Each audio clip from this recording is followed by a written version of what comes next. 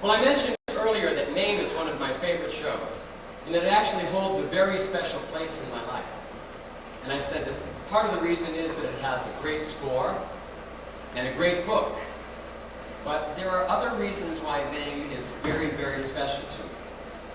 And I'd like to tell you a little bit about why it is so special, but I'm going to need help with this one too. So would you please help me in welcoming back to the stage my old friend. Hey, okay. 2 olds is enough, John. Thank you. Bruce Holloway.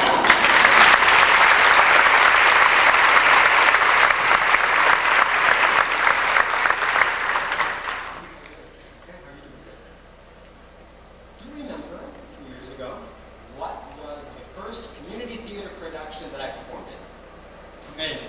Very good. And who was in the cast with me? I was. We were both in the chorus. 1973, Dave Jeckman directed at John Marshall High School. And can you remember back what was the first production that I performed in here at Berea Summer Theater? I think it would be me. And who was in the cast with me? That would be me. And we were in the chorus in that. I was never in the chorus.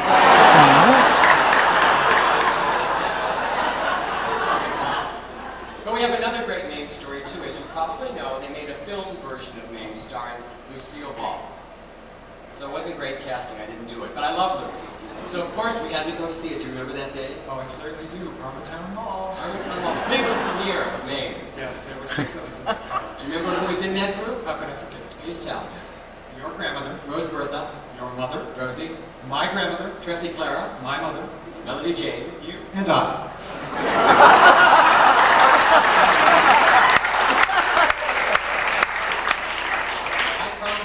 There were no other high school boys in the mall that day taking their mothers and grandmothers to see me.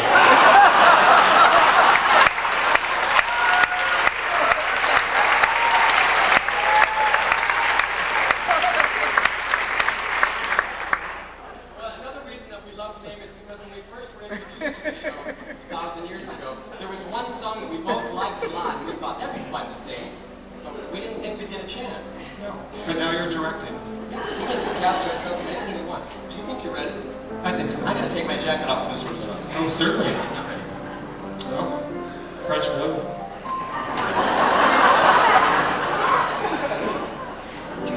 I was never in the chorus. We still are. You ready? I'm ready. Margaret, you ready? Was that our cue? I think it was. We'll always be bosom buddies, friends, brothers, and pals. We'll always be bosom buddies. If life should reject you, there's me to protect you.